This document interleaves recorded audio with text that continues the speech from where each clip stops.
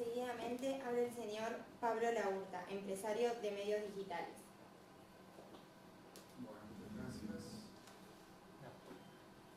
Quiero chequear si ahí ven todos la presentación. ¿Sí? Bueno, muy bien. Sí. Bueno, creo que voy a empezar esta charla, esta exposición, tratando de responder a una pregunta que seguramente, no sé si me escuchan. Voy a acercarme un poco, ¿me escuchan bien? Ahora sí. Ahora sí, bien. Bueno, voy a tratar de empezar esta exposición intentando responder a una pregunta que quizás seguramente alguno dentro de la audiencia se está haciendo, que es ¿por qué debería yo prestarle atención a lo que tiene para decir este muchacho peludo, barbudo, con pinta de talibán? ¿No? Y creo que puedo empezar a responder a esa pregunta comentándoles un poco brevemente qué es a lo que me he estado dedicando profesionalmente durante los últimos 10 años. Por ahí por el 2010, 2011, a la tierna edad de 25 años, decidí abrir una empresa dedicada, se llama de contenidos, dedicada a la producción de contenidos para medios digitales, para revistas, para periódicos y demás. A medida que fue esa empresa, digamos, que armé no solamente solo, sino con un grupo de personas, algunos de los cuales me acompañan hasta hoy,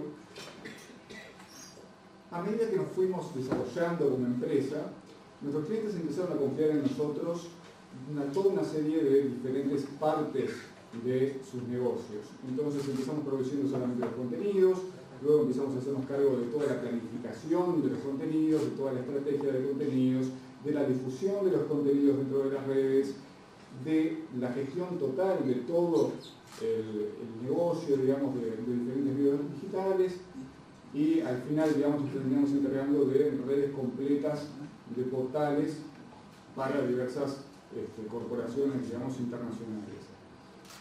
En este trabajo, en este proceso de crecimiento, uno de los aspectos que quizás para hoy es más relevante es el hecho de que empezamos a hacernos cargo de las comunidades que se van conformando, a veces orgánicamente, espontáneamente, otras veces dirigido, creado por los propietarios del medio, las comunidades que se crean en torno a los diferentes medios de comunicación, que son comunidades básicamente centradas en la discusión, muchas veces que deriva, digamos, hacia discusiones políticas, incluso cuando el medio o el portal no directamente está centrado sobre cuestiones de relacionamiento político, y empezamos a estudiar un poco en profundidad, aprovechamos esa oportunidad que nos daba, para empezar a estudiar en profundidad, bueno, qué determina que las personas quieran participar dentro de las comunidades en los espacios digitales de discusión.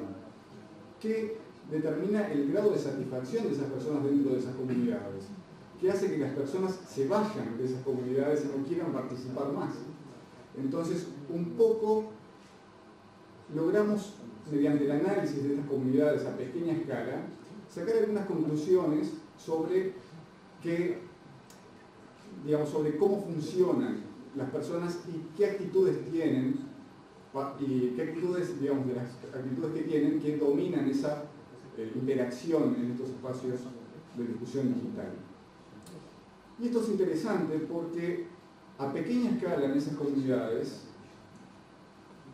logramos identificar algunos patrones de conducta, algunas actitudes que ahora estamos viendo reflejadas en una comunidad mucho más grande, que es la comunidad de toda la ciudadanía, que se ha trasladado de forma masiva a las redes sociales y que hoy configuran el principal espacio de discusión, el principal espacio donde la discusión de carácter político sucede actualmente. Esto es algo obviamente fundamental, digamos, para el funcionamiento correcto, saludable de cualquier sistema de carácter democrático. Entonces quiero empezar sobre la base de, bueno, ¿qué nos trae hoy acá? Porque en el título de la conferencia está el tema de los derechos y libertades informativas. ¿Qué son los derechos y libertades informativas? Y bueno, son los derechos y libertades relacionados con la información. Ahora uno podría decir, bueno, qué actual, qué apropiado para este momento, pero en realidad estos derechos y estas libertades las heredamos, vienen de mucho antes.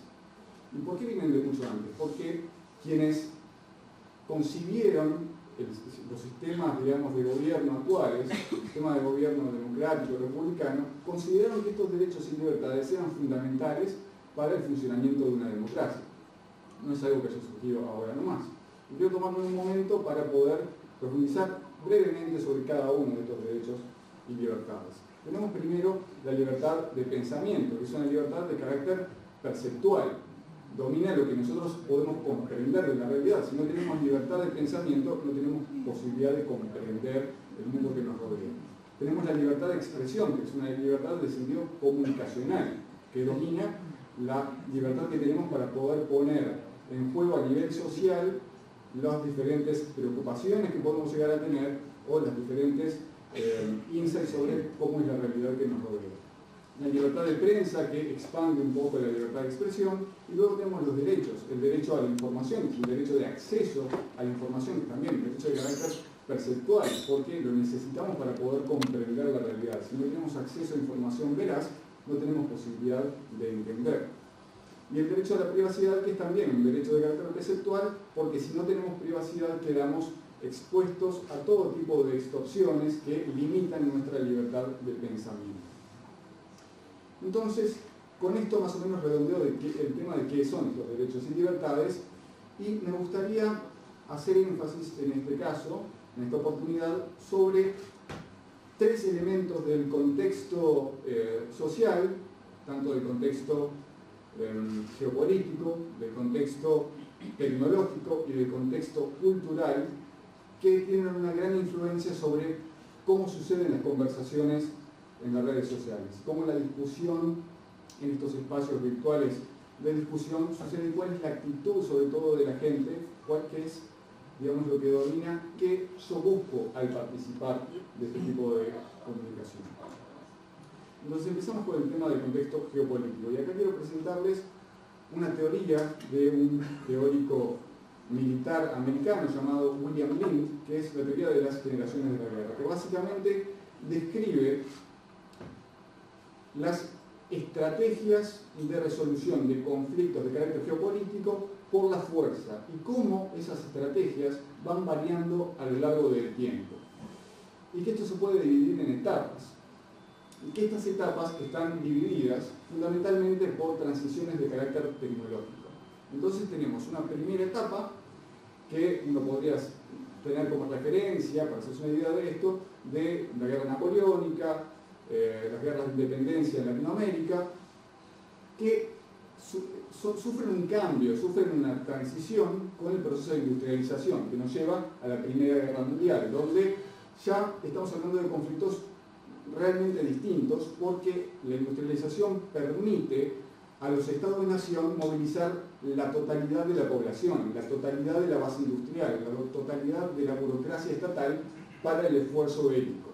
Entonces, esto genera, digamos, una clase de conflictos que se llaman de atrición, en los cuales, digamos, el nivel de matanza y la cantidad de muertos, digamos, que se generan por unidad de tiempo es realmente brutal. O sea, es una erradicación a escala industrial del ser humano. Esta Primera Guerra Mundial, digamos, termina y mediante un proceso tecnológico, pero también cultural, precisamente por el impacto psicológico social de la Primera Guerra Mundial, se traslada, digamos, a un conflicto de movimiento.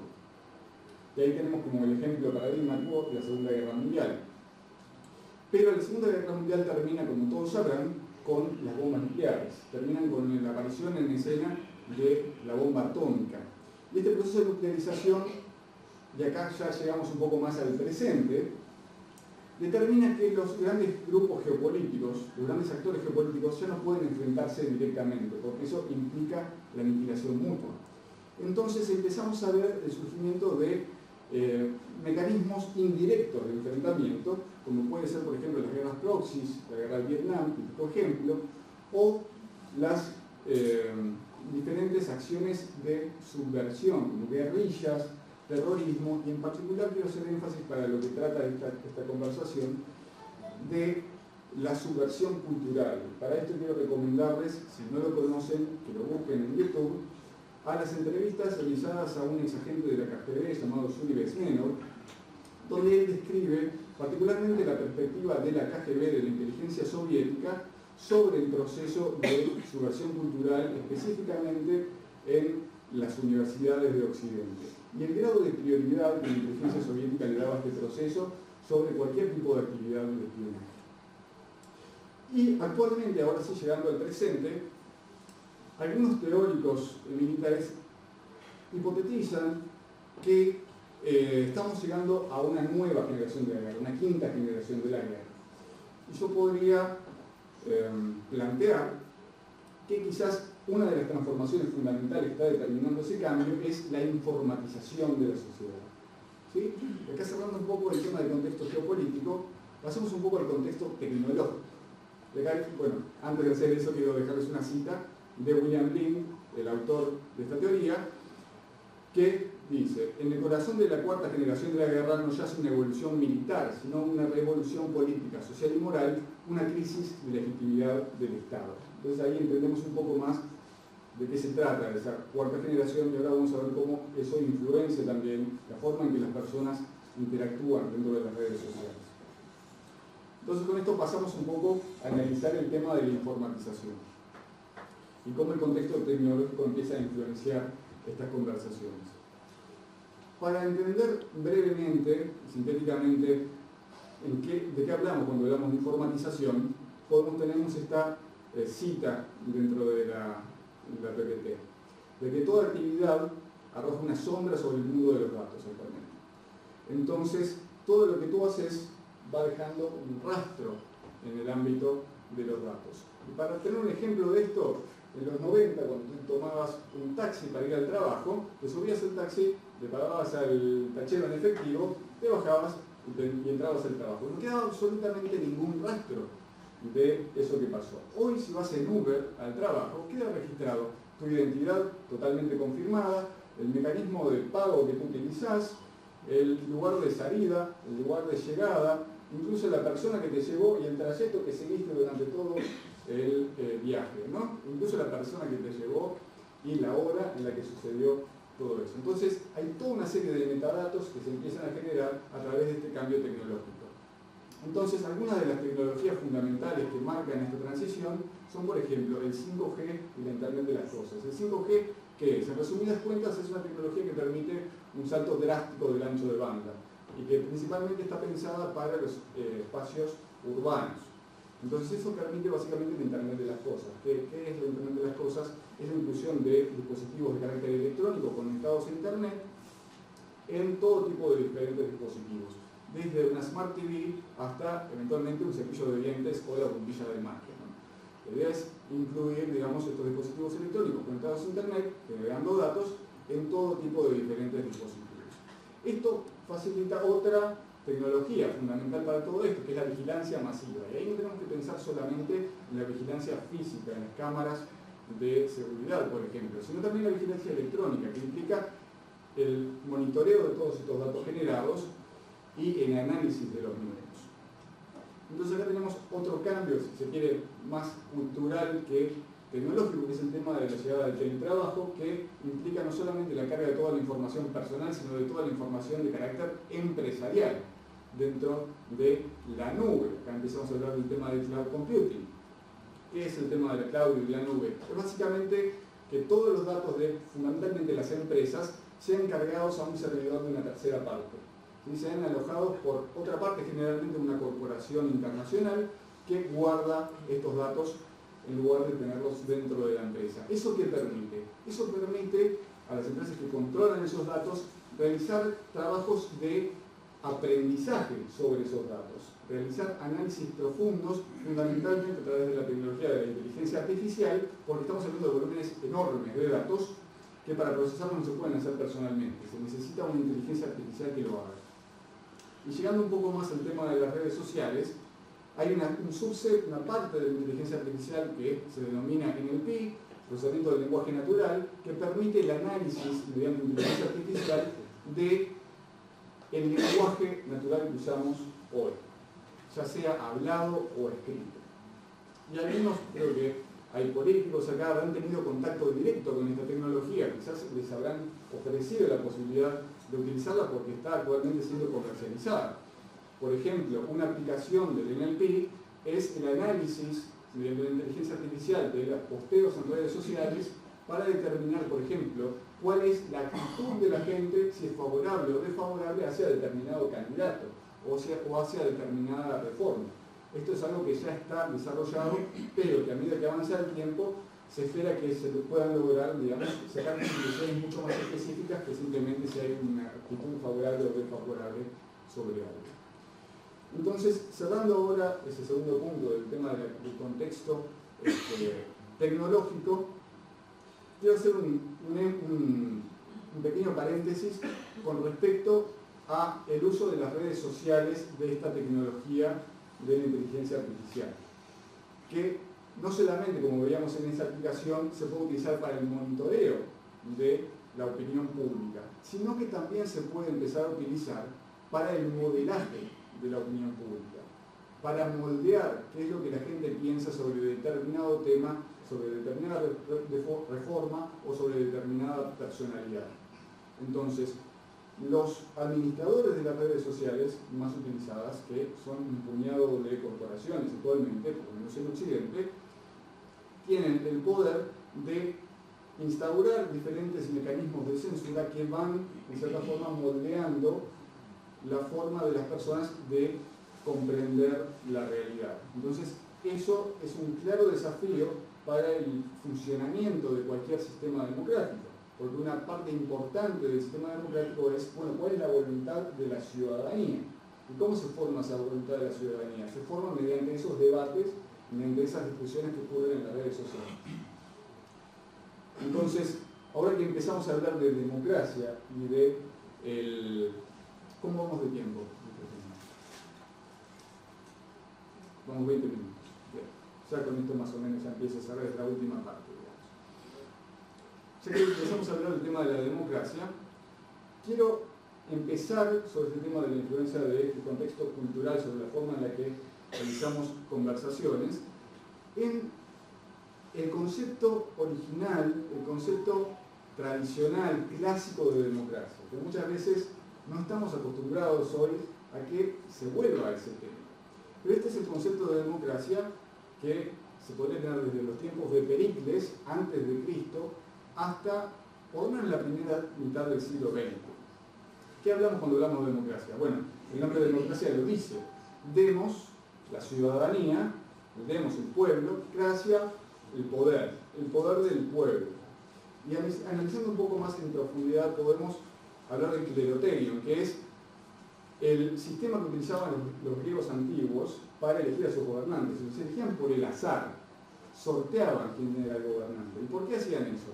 Por el grado en el cual los griegos consideraban fundamental para el funcionamiento de su democracia que el gobernante no impusiera su voluntad al ciudadano, a la ciudadanía, sino que la ciudadanía, la voluntad de la ciudadanía, fuera lo que determinara la acción de los gobernantes. Y el rol del gobernante se convierte en el rol de materializar esa voluntad de la ciudadanía. Pero este sistema de gobierno no existe en el vacío. Tiene algunos elementos de carácter cultural que forman parte esencial de ese proceso. Porque esta existencia de la voluntad de la ciudadanía, de la voluntad democrática, no es algo que surge por sí mismo. Requiere de algunas infraestructuras de carácter cultural que lo posibilitan. Entonces, para resumir esto, uno de esos pilares, el pilar perceptual de esto es, en resumidas cuentas, podríamos describirlo como la filosofía. ¿Qué significa filosofía? El amor del conocimiento, el amor de la sabiduría. Y esto implica la valoración cultural del conocimiento por el conocimiento mismo. Y esto es fundamental porque esto facilita, digamos, la participación de la ciudadanía en el proceso de comprender la realidad. Luego tenemos otro pilar fundamental, que es el pilar de la discusión, el pilar comunicacional, que para eso los griegos antiguos tenían un imperio, digamos, que es el ágora, que es la plaza pública en la cual se iba a discutir de todos estos temas. Y que ahora uno podría decir que el ágora actual es el ágora virtual, es el ágora de las redes donde discutimos todo y nos peleamos y esto y lo otro. Entonces, el surgimiento de Internet en realidad abre toda esta puerta a una expansión de la calidad democrática. Pero no es todo, digamos, color de rosas. Y quiero avanzar un poco ahora sobre el tema de cómo este concepto de democracia, que es el concepto que, como les decía, lo podría tener Pericles, lo podría tener Artigas, puede ser el concepto que tenía José Enrique Rodó y que durante miles de años básicamente no cambió, pero que en el último tiempo podemos ver que está sufriendo como un cambio extraño, una mutación en qué creemos que significa la democracia. Entonces vamos a avanzar un poquito sobre esto. Ahora quiero plantearles la idea de la deconstrucción posmoderna de este ideal democrático, que parte del primer pilar, del pilar perceptual, del pilar del conocimiento, del pilar de la filosofía.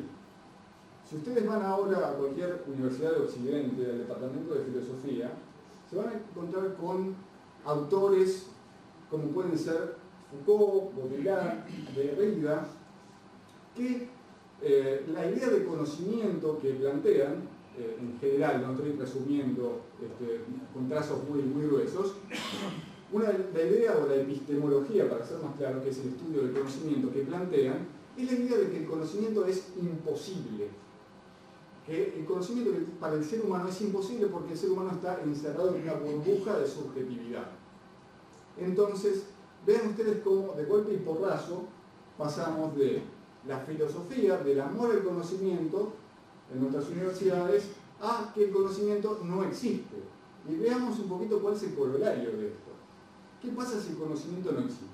Si el conocimiento no existe, ¿qué sentido tiene que discutamos nada?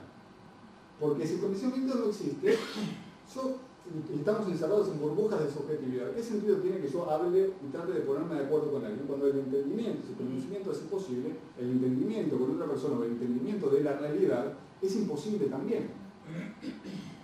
Entonces, esto genera, digamos, una crisis en el pensamiento filosófico, porque todo lo que venía de antes, todo el pensamiento filosófico anterior, asume que el conocimiento existe, asume la capacidad de las personas para comprender la realidad.